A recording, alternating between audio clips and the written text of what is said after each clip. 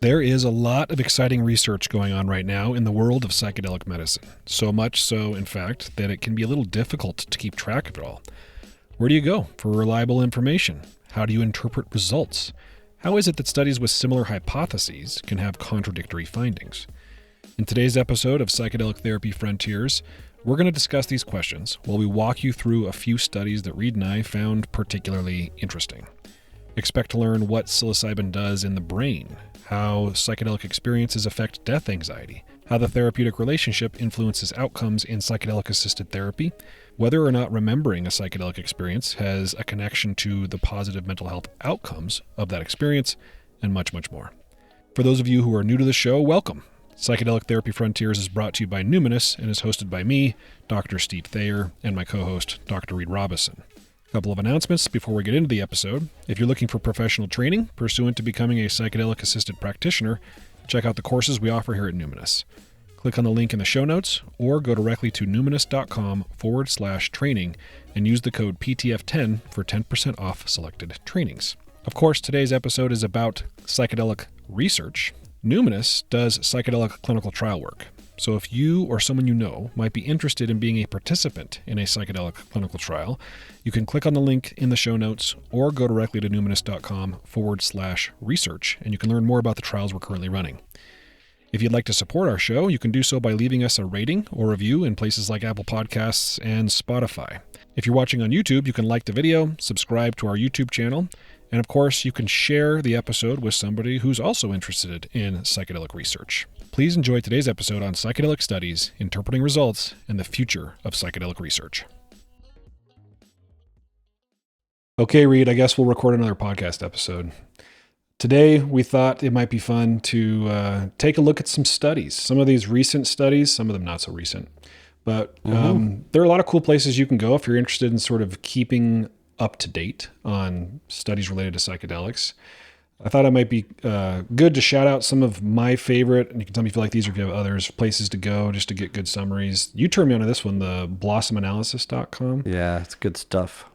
Floris Volsvik. Good job, Floris. Sorry about your last name. Steve just butchered it. I think it's close. But super cool dude who I've never met in person, but have watched the birth and growth of Blossom, and it's kind of reporting on in a very useful and solid way, I think, studies of interest and news of interest in the psychedelic space, including the MAPS, Lycos, FDA drama that we've talked about. And I believe Floris has a really cool private practice in Europe, Netherlands, perhaps. Yeah, I think so, maybe. Guiding sessions, and has even shared some protocols publicly. I don't know if he still does about how he did those, that I thought was really cool. Yeah, one of the things I find really useful about his website is the like summaries too. It's not, he doesn't just link you to the studies. He does that, but it's also, if any of you have a hard time interpreting very technical, research studies, those summaries are really helpful. Yeah, and all the standard disclaimers apply that we have no financial relationship, and there is a premium version now on Blossom where you can subscribe for access to all the intel. But the stuff that's not behind a paywall is damn good. Still really useful. Yeah. I don't know what's behind the paywall. It might suck, but it's probably awesome. Yeah, I think it is. Another is Psychedelic Alpha. They're a good one, especially like industry news. And used to be called Psilocybin Alpha, and then a rebrand as things evolved. Yeah, we've heard of a few rebrands ourselves. But it's an interesting question. Well, one, you're speaking my language. I like to peruse studies for fun, right? And I think you and I both, by nature of doing so much schooling or advanced degrees, had to, out of necessity, learn to dissect research papers. And I've found that to be an invaluable skill along the way and use it all the time. I'm wondering, how do you, besides these sites you mentioned, how do you keep up to date on research in your field? Yeah. I don't do as good a job as I should, actually. These sites help out a lot. This is going to sound a little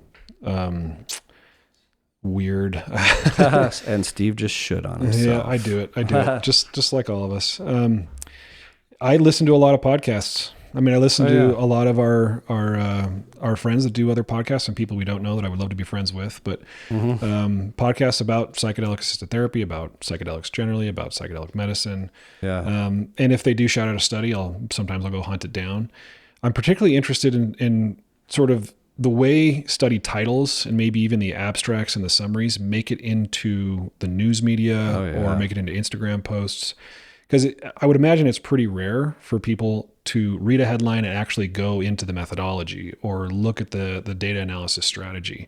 To be able to say one way or the other if the conclusions that are just in your average sort of summary or abstract are really saying what they think it's saying.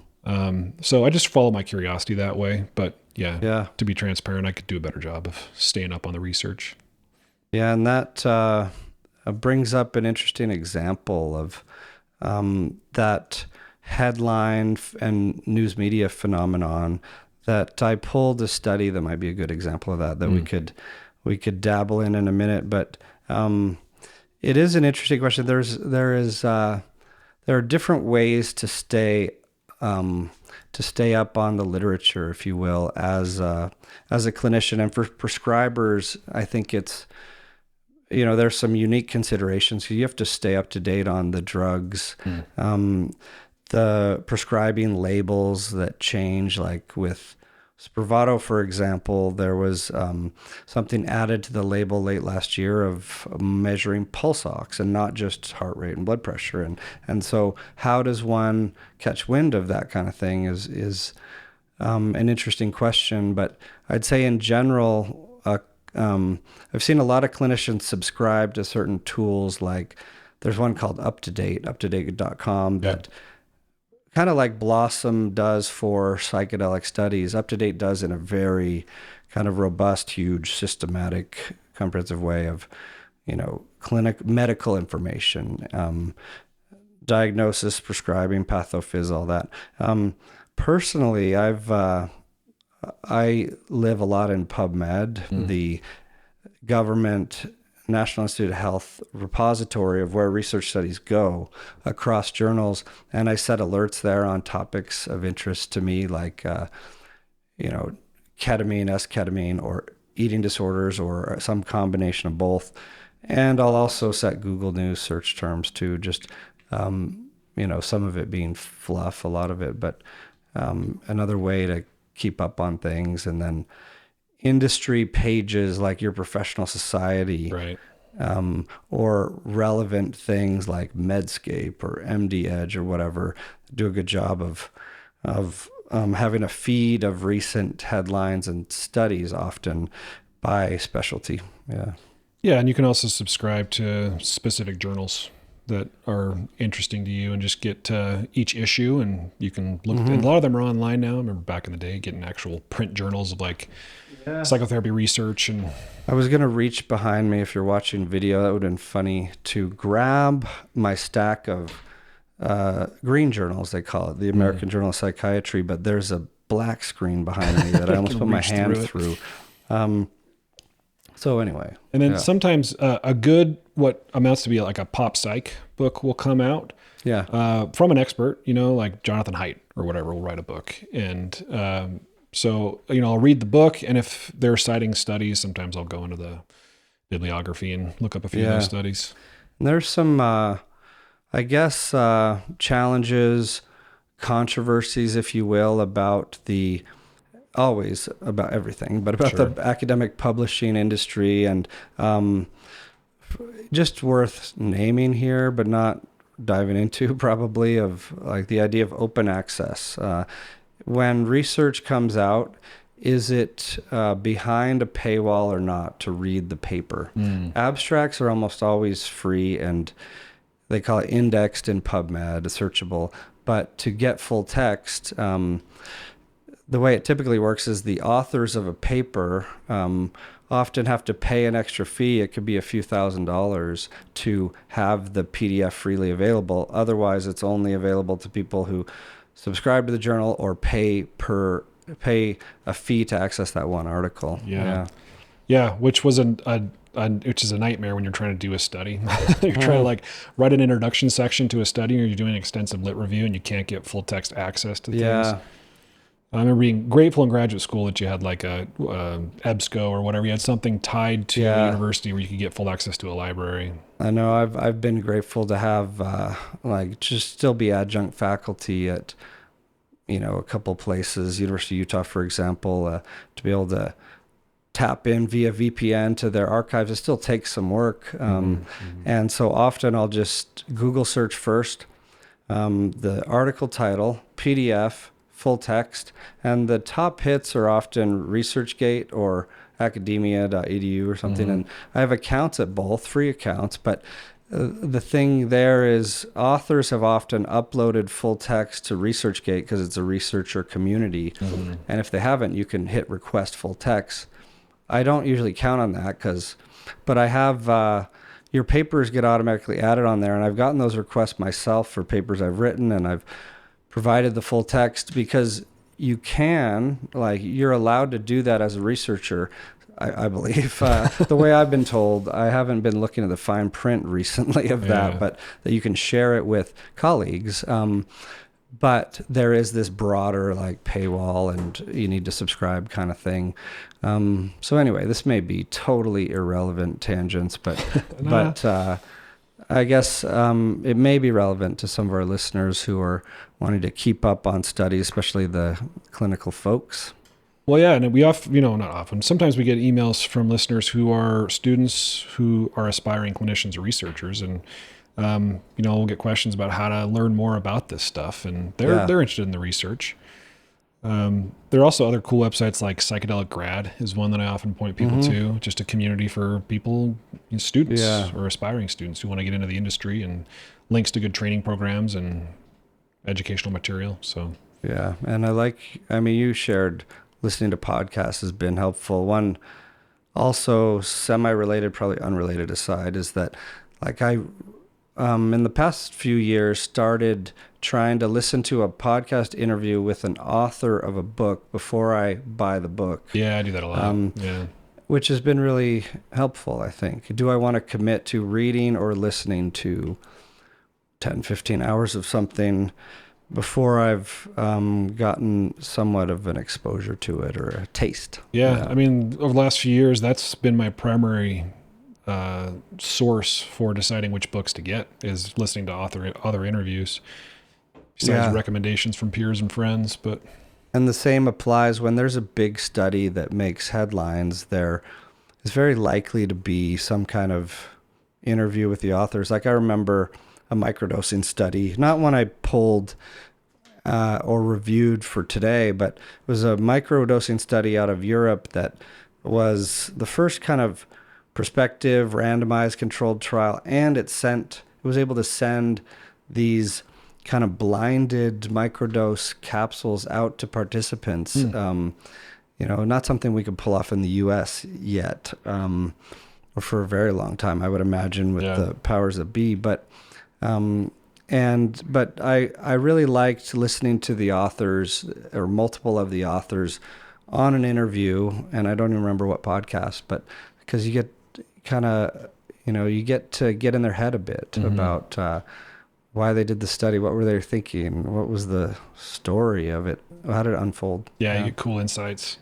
Yeah. I love that Google alert strategy. You've told me about that before, and it makes me wonder why I haven't done it. That's a pretty efficient way to and get latest news. Make sure you set an alert for your name. Although LinkedIn will do that, I think, automatically now for you. But and sometimes people in your community, I don't know how these robots work. Hard robot overlords. I just get too many notifications from them. Yeah. Well, should we dive into a few studies? Yeah, let's do it. You mentioned one. Okay, this one is just kind of as an example how to poke at a study. Or at first I picked it because, thought-provoking title, and also because I like a study with surprising findings for whatever reason. But this one, the title is reverse effect of home use binaural beats brain stimulation. Ah, interesting. Yeah. Reverse effect. Yeah. And so where this came from is this morning for fun, I opened up the top 100 articles in psychology from 2023 on nature.com and all their family of journals, or maybe it was just their scientific reports journal, but still Nature is Premier journal. Yeah. highly reputable, highly ranked. And if you're in the academic world, you know what impact factor of a journal means, like how reputable and solid it is. And there's a wide range. You have New England Journal, JAMA, Lancet, Nature, Cell, a lot of these big ones that are extremely hard to get a paper in. The bar is super high. So you know if something's in there, it's been through a ton of scrutiny. And the scrutiny is peer review. Like another thing to maybe just be aware of if you haven't been in the writing paper world is, when you submit something, it goes to a number of reviewers who are considered to be experts in their fields. They'll give feedback and challenge things. But this study, so that's where it came from. And it piqued my curiosity because I can't count the number of times someone has said, dude, like I love binaural beats for XYZ. It's game changing for my studying or whatever. Yeah. Or do binaural beats during a psychedelic experience or something. Yeah. And so the first line of the abstract of this paper is binaural beats brain stimulation is a popular strategy, for supporting home use cognitive tasks. So they're saying it could be neutral. It could be only a placebo effect. And it could be other things like they found. So like they actually found that it was counterproductive across the board in a well-designed study in a Nature journal with 1,000 individuals tested. Counterproductive for cognitive functioning. Cognitive function. Yeah. Huh. So what they did was this is a home study, like deployed to people's homes, but a careful paradigm and not just like surveying them about their home listening patterns. This is like a well-designed study protocol that had people do this fluid 2-part intelligence test. The first part, no sound. The next part would be either binaural beats, no sound, or nature sounds or something else. And they weren't really, I won't get into all the details, but they controlled as much as they could for the practice effect, the expectancy biases, all that stuff, in that they weren't really told what they would be getting or were getting. And so the bottom line is binaural beats was not just neutral. It was not positive from the binaural beats or the placebo. It quote unquote dramatically deteriorated the score, irrespective of what group they were in that control for some of these things. Silence or no sounds had or other sounds had no effect. So their conclusion is home use of these things may bring reverse effects to those assumed. Instead of supporting your cognitive abilities, it may weaken them. That is so fascinating. Reaction to that? Yeah, like, anytime you read the abstract or you look at a study, it leaves you wondering, what are the implications? What conclusions can we actually draw from these studies? At the end of a paper, you'll often see a limitations section where they'll talk about, the sample size wasn't super big, or we couldn't control for the following variables. Further research is needed. It's basically the last sentence on almost every paper. So, but it's interesting because it's not you claiming that binaural beats, like you said, are neutral. It's not that they do nothing and that any positive experience you have could be attributed to the placebo. It's that they have pretty compelling data. It sounds like that it's actually counterproductive for certain kinds of cognitive functioning or performance. So it's doing something and it's not helpful. Yeah. And to further complicate matters, there also is this idea of the nocebo effect. Right. That is, even if something has no effects, good or bad, if you believe it to be likely or potentially harmful, it has a higher likelihood of having those kind of effects in you. That's not part of their study or report. I'm just bringing it up as, what if someone reads this study and is primed for negative response to it even more? Right. In theory. It does make me wonder, of the participants, they probably didn't measure this, but what were their preconceived notions about binaural beats? Yeah, and these are good questions to study a study, test a test, and challenge things.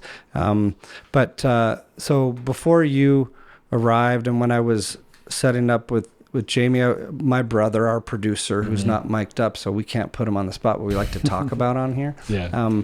And he, like, I was telling about the study, and he's like, "Ooh, let me ask ChatGPT about binaural beats or evidence for it." And the first thing it spit out was, "Oh, there's a positive study showing improved anxiety in individuals with XYZ from binaural beats." I was like, "Oh, okay, let's go. Let's get underneath the hood of that a little bit," because I bring this up because there are conflicting data points everywhere you look. Right. And part of what I think we want to convey is how to synthesize like conflicting information, how to give relative weight to a certain study.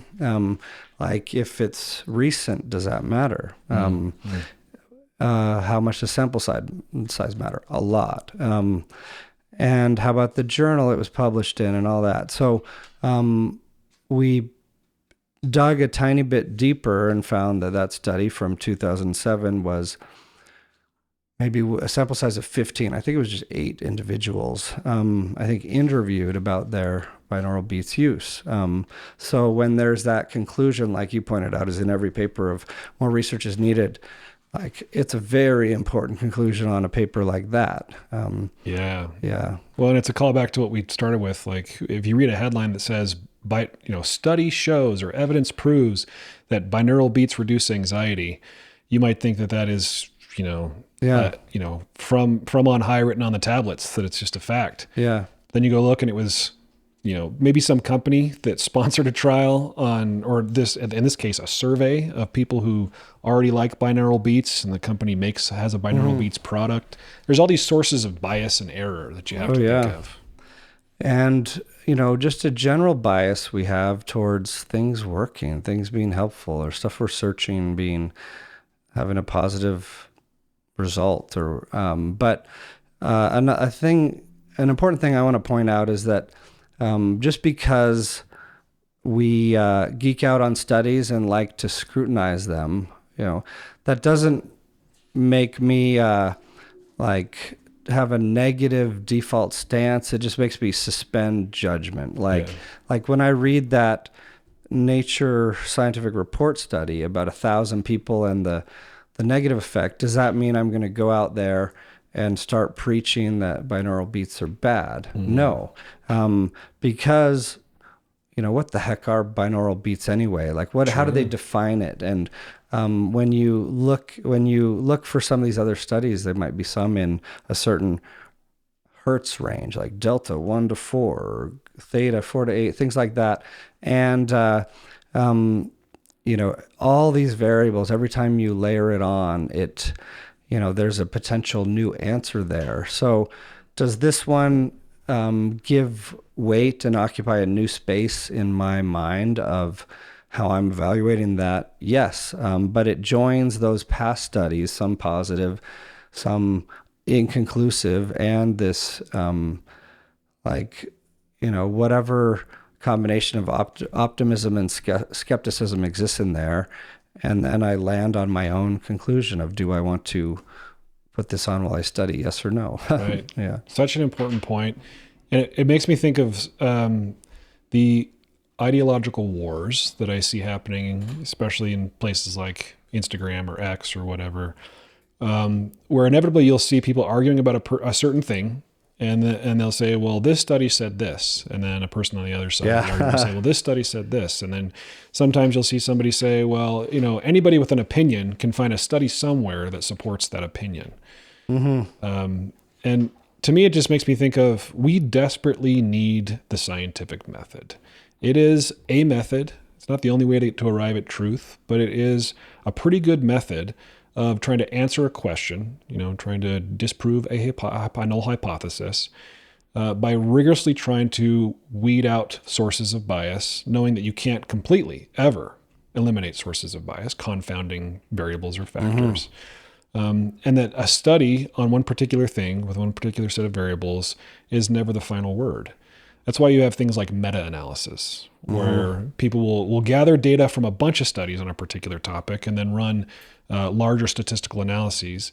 And there are going to be studies in those meta-analyses that have very, very conflicting conclusions or even results on even the same questionnaires, trying to look at the same variables. So, I think it's a safer and more mature approach to science is one where you suspend judgment a bit. Yeah, so it's a really good point.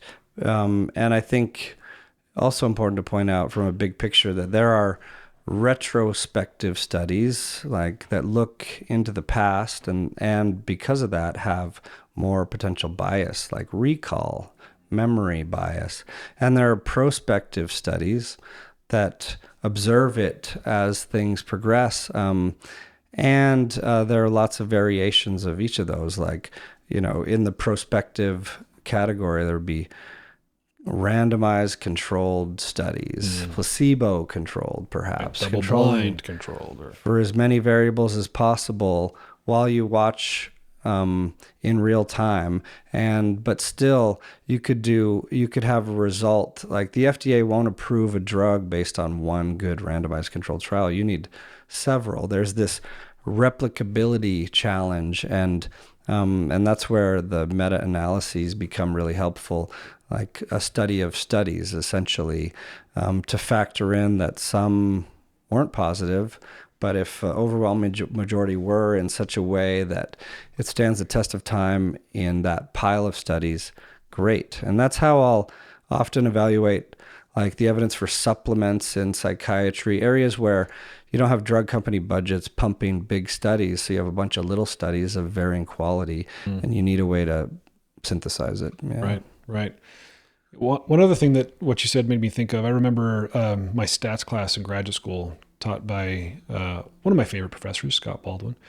And he would do that. He would do sort of just his own hobby horse retrospective studies. He would look at the actual data analysis, the strategy, and see if their conclusions were, and these were peer reviewed. So I imagine somebody was looking at the analysis, but, and these were studies that we would often cite or point to as like, hey, here's evidence that this therapy works. And he would burst our bubble and just say things like, this was totally underpowered, meaning that the sample size wasn't big enough or whatever. You really can't make the conclusions that these authors are making or the assertions that they're making based on that particular analysis. So it's another example of why all studies aren't created equal. Sometimes and I barely understand statistics, and sometimes the really, really complicated statistics just aren't up to snuff. And it's all too easy to look, as I said again before, at the abstract and see the conclusions and not understand that those conclusions might be based on bad data science. Yeah. The infamous phrase, garbage in, garbage out, as they say. Yeah, there's this saying in statistics and academic research in general that if you can torture the data until it tells you what you want to hear. And that's also called the multiple comparison problem too, of, understandably, the more times you take a swing at the bat, the higher the chance you have of actually hitting the thing.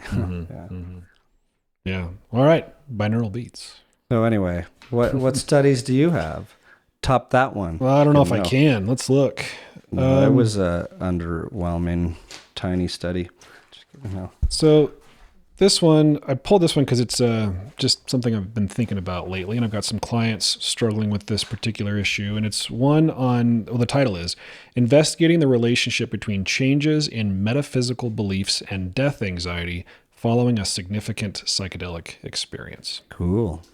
So, again, I think this was a survey study, exploratory study, 155 participants, investigating that relationship in changes in metaphysical beliefs, particularly about death anxiety, following significant psychedelic experiences. I'm kind of reading from the summary here because I don't have it memorized. But so the punchline here, they found that a significant overall reduction in death anxiety with improvements in correlated positivity with increased belief in specifically panpsychism, but not other metaphysical beliefs. Yeah. And they were looking at responses to the mystical experience questionnaire, the psychological insights questionnaire, and the death attitude profile revised.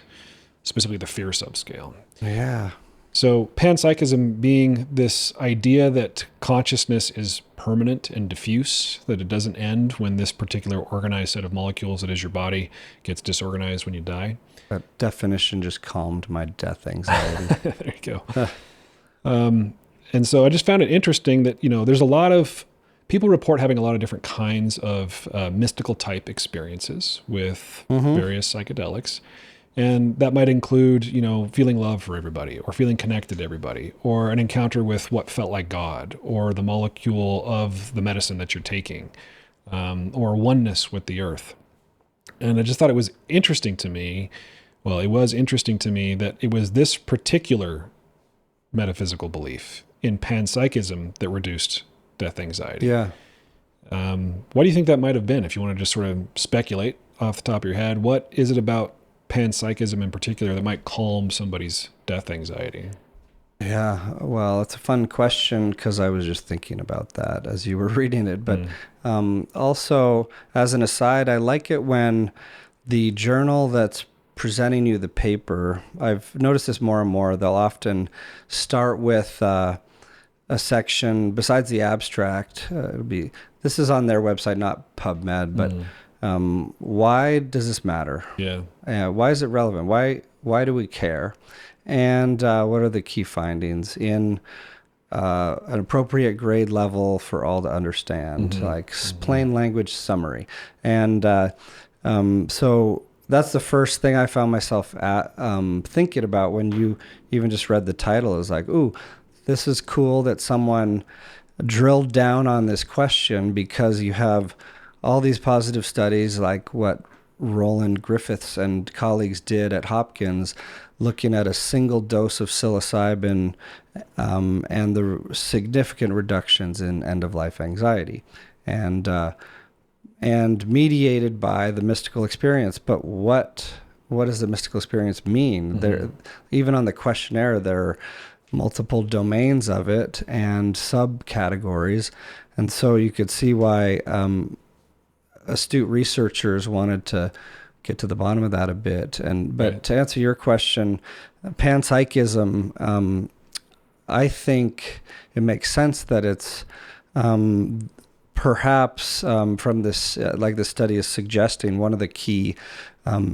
mechanisms of this change or this release of some of that end-of-life anxiety, because you have an experience with the numinous, if you will, this mystical experience that in an embodied way that helps you feel that consciousness lives on after death. Right.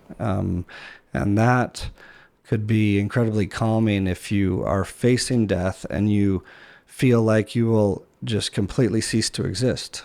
Like, with all the disclaimers, I don't know the answers to what happens to consciousness after. I like to play with those ideas, certainly. Yeah, I think that would make sense. Also, related to panpsychism, the idea that sort of consciousness is everywhere. Yeah. That the universe. Unity. So unity, I think, might be another thing that would calm death anxiety. Yeah. So even if me in my current form doesn't persist in some way, there's something about me that persists because I am one with everything, and everything is me. Those kinds of things that people often say after they've done a high dose of psychedelics. Yeah. And this is a total aside, but sometimes, even though I can't explain all the quantum in all its beautiful fine detail, come on, Reid. I do, in this mystery of what happens to consciousness after death, like an individual's consciousness. One thing I find myself thinking sometimes is, after someone dies, their life lived, like whatever their contribution impact was, does have some ripple effects that live on, like in the hearts of their loved ones, in the contributions to the good they did around, or the bad, right? Who's to judge? But yeah, it makes me think of this interview Stephen Colbert did with the great philosopher Keanu Reeves. And he is a great philosopher. I like Keanu. I like his movies. Seems like a interesting, thoughtful guy. And, Colbert was being playful as he does on his show. And I think he asked Keanu Reeves, like, Keanu, what do you think happens after we die? And he's quiet for a minute and he goes, well, I don't know, but I'm pretty sure that those who love us will miss us. And I just thought, damn it, Keanu, you made me cry. Words. Yeah, I know. Those ripple effects. It reminds me of Midnight Gospel episode 8, I believe. Oh, yeah. Duncan Trussell's interview with his mother, a psychologist, a few weeks before she died of cancer. Yeah. Yeah, that also the visuals on that episode were wild. Like super wild. Yeah, anyway. he spoiler alert, he gives birth to her and vice versa over and over in animated space time. I don't know. Pretty cool. Pretty something symbolic. like that. But so yeah, there's good that job, one. Duncan. Well, I have a related study, coincidentally, perhaps synchronistically. I don't know. I like a good synchronicity. Yeah, me too. And synchronicity studies are fun too. I have gone down that rabbit hole before, but this one piqued my interest in a similar way, even though it wasn't as exciting as I hoped. It's called A Preliminary Survey of Paranormal Experiences with Psychoactive Drugs. Oh, interesting. I know, thought-provoking title. Does it make you want to read it? Mm-hmm. And, the abstract kind of points out that the occurrence of transpersonal experiences with psychedelics is well known. Like, this happens, right? Mystical experiences. And there are some case reports, some surveys of the relationship between paranormal experiences and psychoactive drugs, psychedelic drugs, but this is not systematically examined or has not been. And so I'm like, oh, cool. I wonder what they found, if they found anything juicy. And I guess the bottom line is not anything that juicy, but like they did find some patterns of like those who took ketamine were more likely to report having an out-of-body experience. That's on probably ketamine or report in other instances of on life? ketamine. Okay. And those who took DMT were more likely to report an encounter with an entity. And those who took cannabis were more likely to report telepathy experiences. Interesting. Yeah. More likely to report the munchies. Yeah. But there wasn't this overall correlation with psychedelic drugs and paranormal experiences specifically. There was just this like pattern clustering with certain types of drugs of certain types of in that taxonomy. I think this paper kind of is useful in that, well, it's null findings of like nothing earth-shattering, saying you instantly become a forever psychic when you eat the mushroom or whatever. But there are patterns of these experiences that, that do occur, even though we don't fully understand them. It's also a good example of that further research is needed comment, because some intrepid researcher with a similar curiosity might read that and be like, okay, cool. What might be an interesting follow-up study or a related study or a study that could cite this study as background material?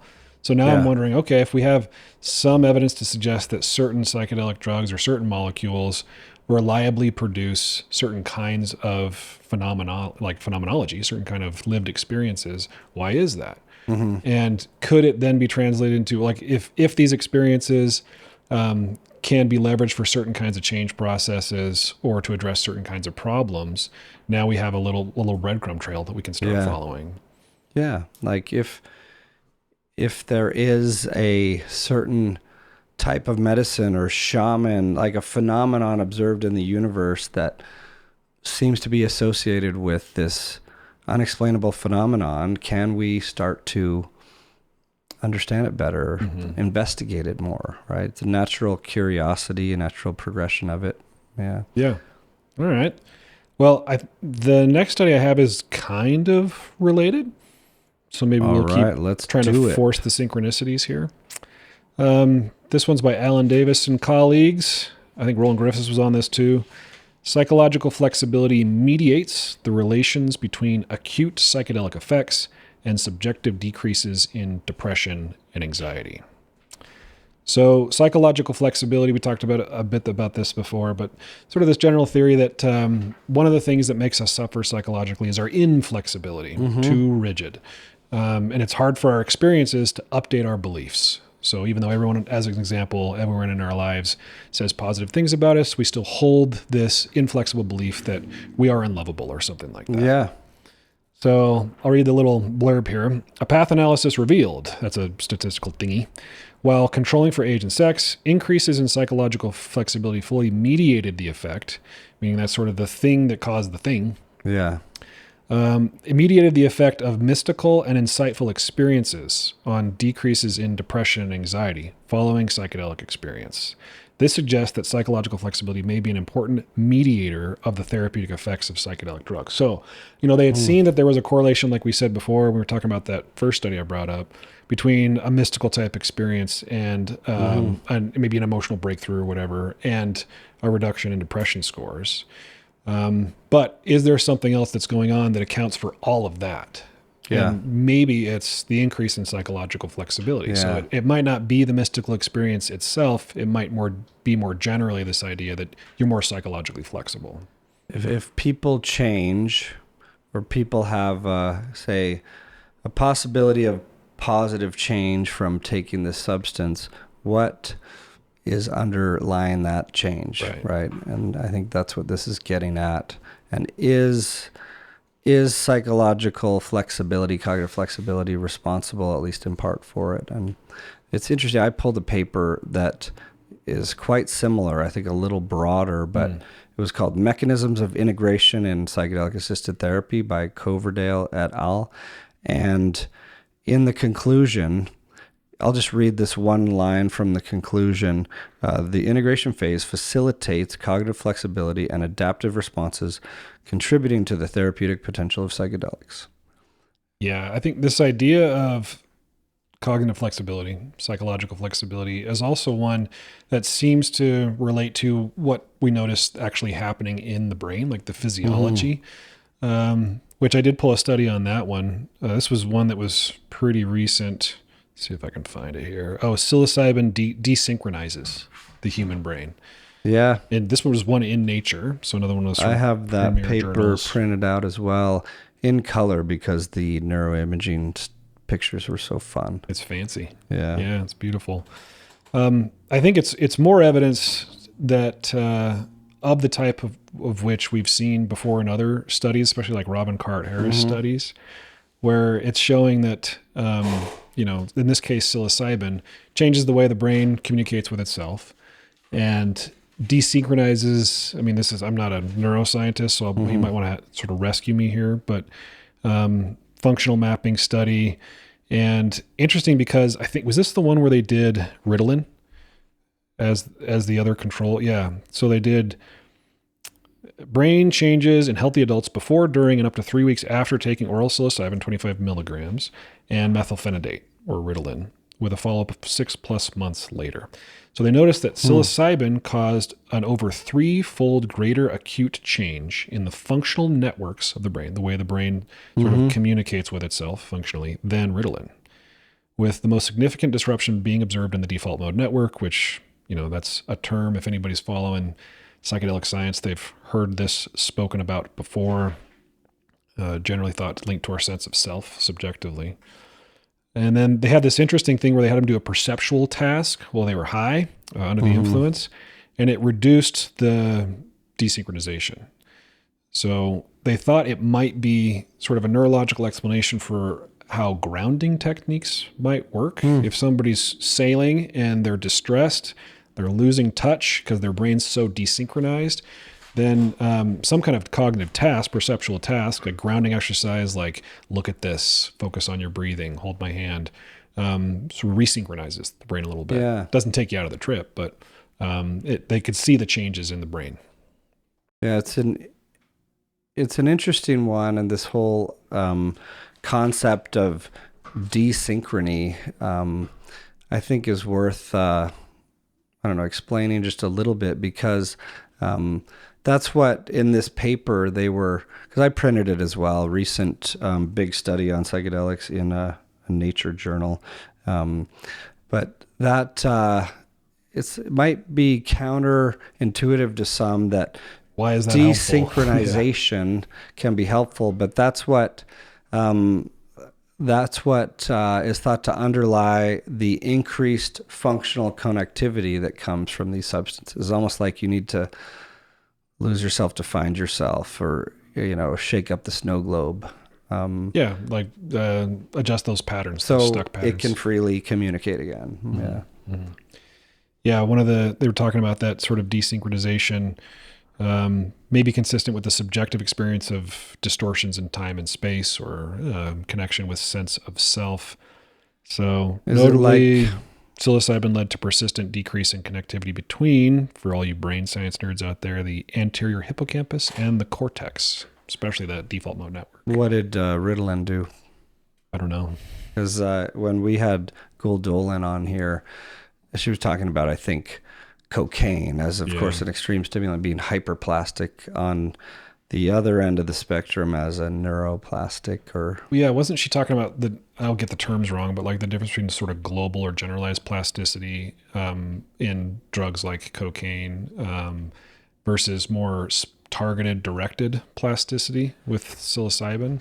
I think it was more about the, you hear this in kind of street parlance by people on Adderall, and you could find some studies, Adderall or Ritalin, of it can make you hyper productive but not hyper creative, and that desynchrony would be more, I guess, consistent with creativity, or the neuroplasticity stems from maybe a similar place where things can more freely communicate that might be normally forbidden from it, like hyper plastic and hyper glued in place instead of malleable and free flowing. Yeah.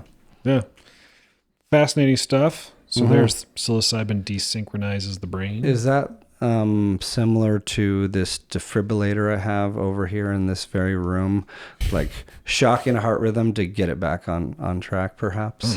You're the doctor. You tell me. Interrupting patterns to start new ones. Yep, like AFib or rumination. I'm drawing, I'm stretching at comparisons here, but cool. I like it. What else you got? Shall we get to some like controversial ones, perhaps? Okay. We don't like to stir the pot. Well, scary ones then. This is scientific reports from Nature. Mild internet use is associated with epigenetic alterations of key neurotransmission genes in salivary DNA of young university students. Mild internet use? Is that what it says? How do they operationalize this that? This is by Annunzi et al. 2023. Yeah. December. So, the title I don't think is the best one because of that mild internet use. It's really what they did was first figure out where people are at in this internet addiction scale. Like complete control, no struggle with like use getting out of control.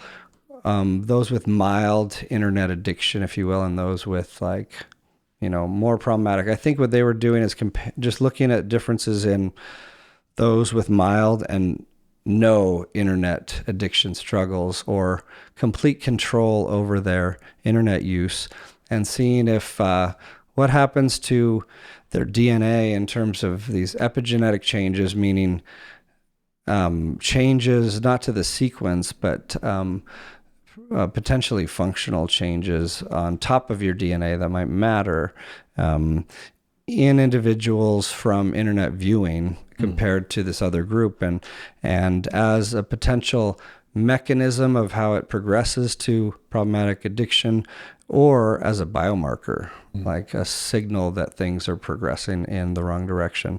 Like that's where it might be useful hypothetically in the future when we actually understand these things much, much better. Yeah, I'm always fascinated by physiological biomarkers for psychological phenomenon. Yeah. So you can imagine like a blood test for how depressed am I.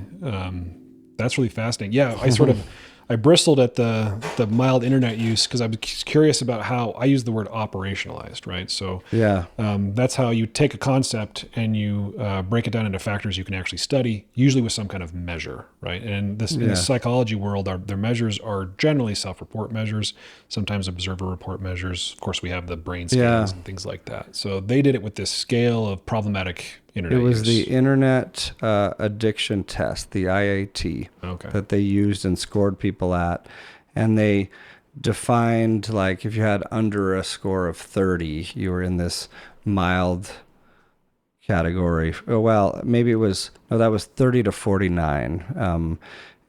And then 50 and above was moderately addicted. So if you do Google the IAT Internet Addiction Test PDF or whatever, you could try it, take it. I should have printed it so we could take one here, but I did pull another study that's my epigenetics that I'll have to pull on you. But yeah, and I think, why did I share this? I don't know, because it's got a scary title, but I found it really interesting. I mean, I do come from somewhat of a genetics background and like seeing what's going on with our genomes, but DNA methylation is just fascinating. This is a saliva test they gave, because our sequence doesn't change, but DNA methylation occurs as we go throughout life, and it can be good or bad depending on where it is. It just means that, like, you're adding methyl groups to the DNA sequence that can change the activity of that segment for better or for worse, and you could be like methylating the hell out of your genome by like chain smoking or whatever, and resulting in some problematic things. But it is a mechanism that's not necessarily inherently bad and is used in important ways, like even in our long-term memory storage, or turning on, like, I don't know, even response to viruses or whatever. Yeah. Not to go on too much of a tangent, but this does really fascinate me a lot, because so is it true then that epigenetically altered, I guess I'll back up or restate, can you pass on your epigenetically changed gene, like DNA, to your kids? Because people talk about epigenetics being a physiological explanation for ancestral trauma or something like that. Yeah, so let me see if I save this. I didn't print the study, but I think it might be open in one of my tabs. But, okay, here's one that giraffes make decisions based on statistical information. It's not that one. That didn't make the cut. Yeah, that's just a foregone conclusion. Here you go. Learning and memory deficits produced by aspartame are heritable via the paternal lineage. What? But I thought that was a bit of a stretch to include here, but certainly personally interesting to me.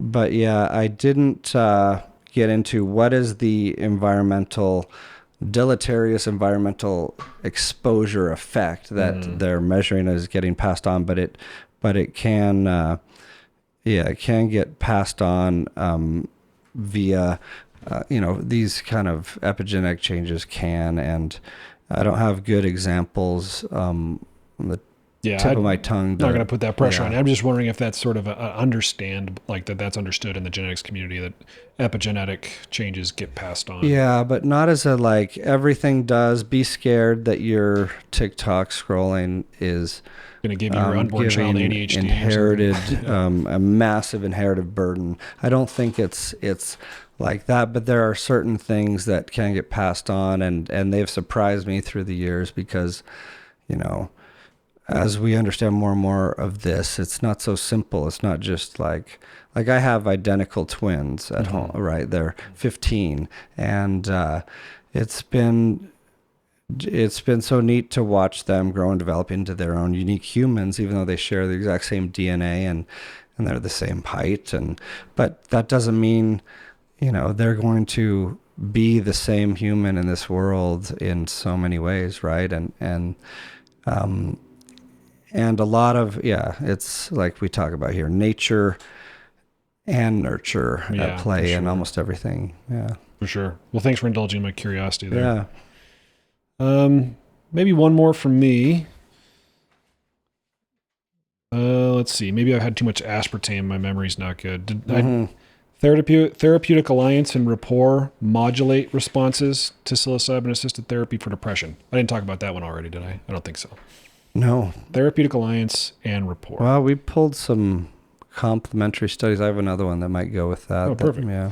Yeah, this is one that was of interest to me because I'm a psychotherapist, and I did some of my dissertation research on the importance of the therapeutic alliance. In the case of my dissertation, it was about how important it was for group psychotherapy. But so therapeutic alliance and rapport modulate responses to psilocybin-assisted therapy. So this one, let's see.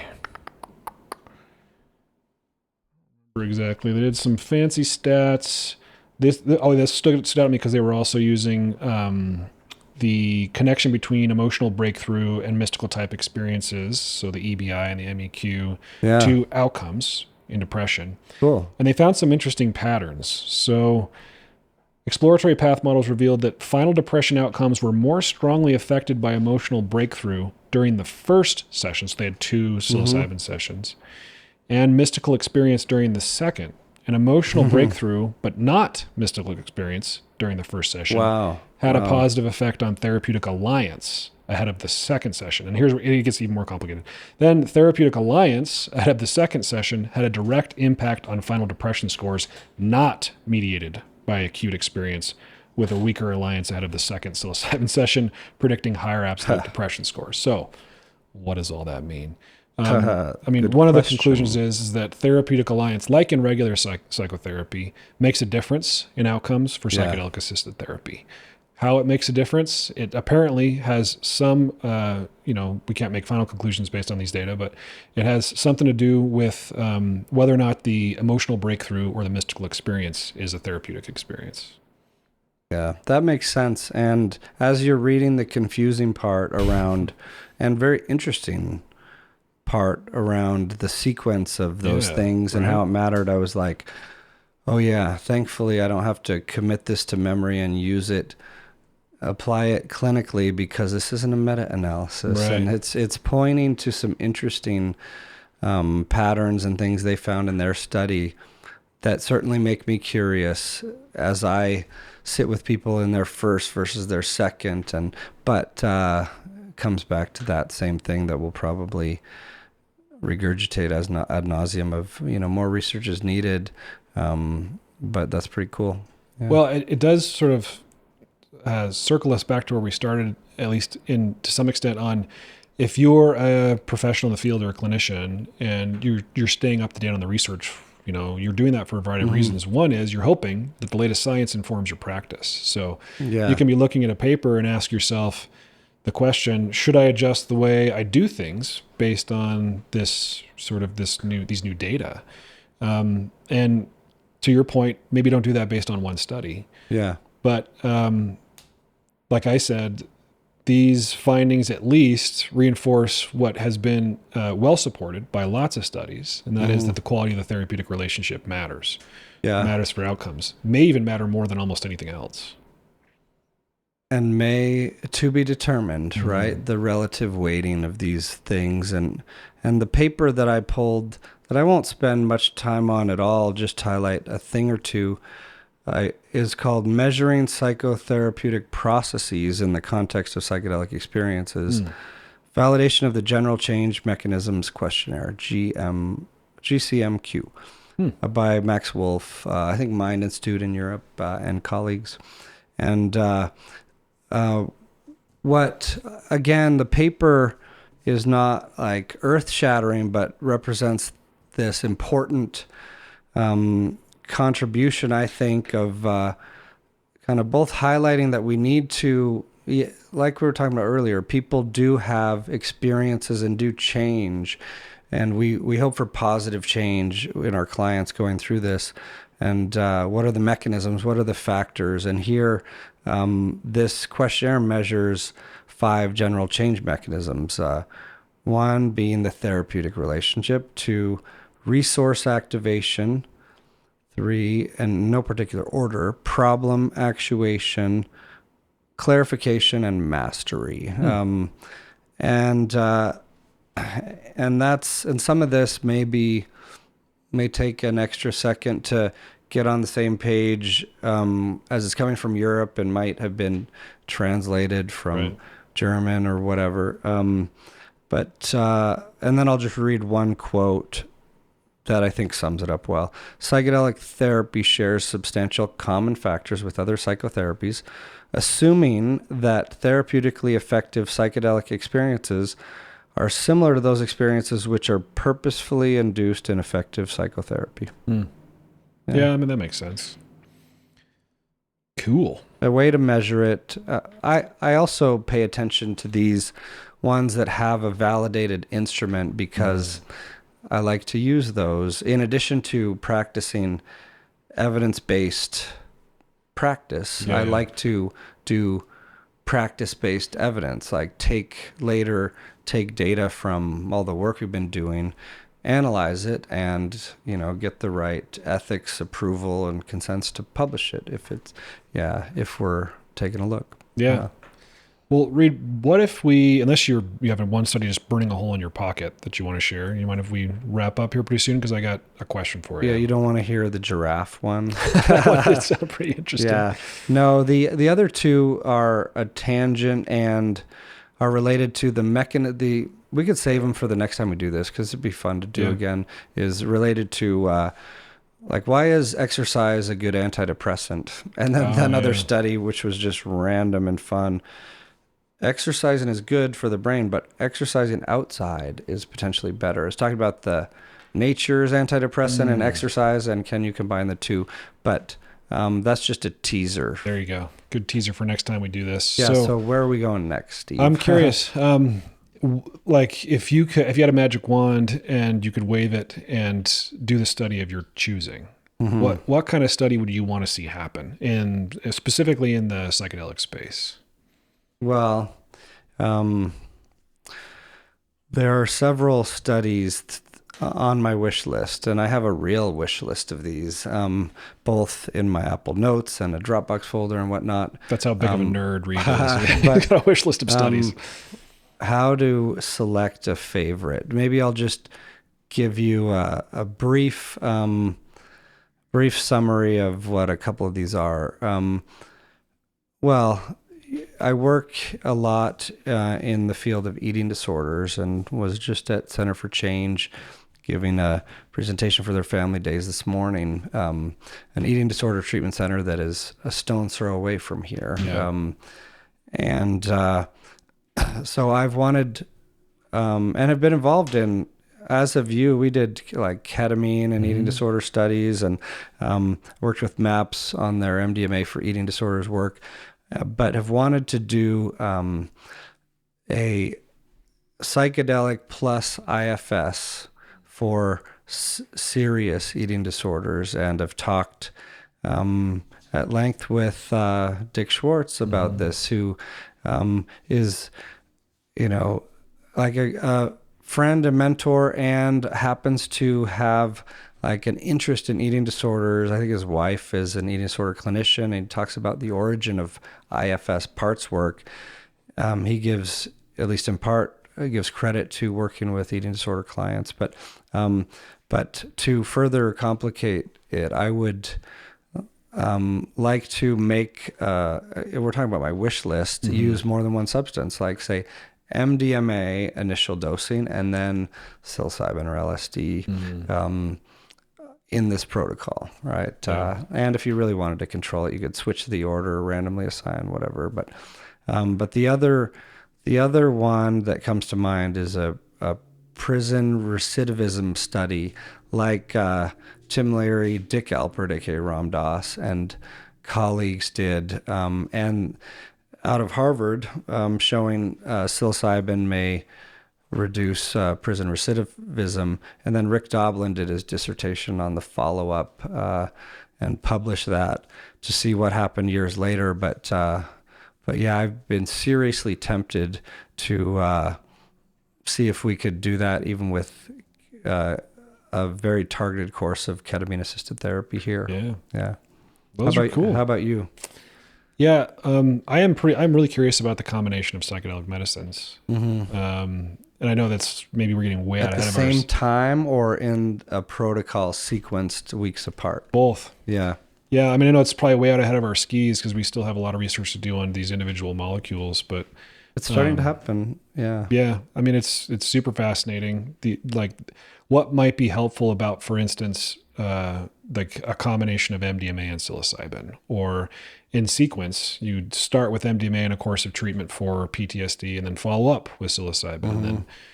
So I'm really curious about that. I'm also curious about particular psychotherapy approaches, combined with particular medicines. And then, this isn't unique to me, but like which medicines are best for which cluster of symptoms or, diagnostic presentation. We're in our infancy. We got so much more research to do, but those are sort of burning questions I want answered.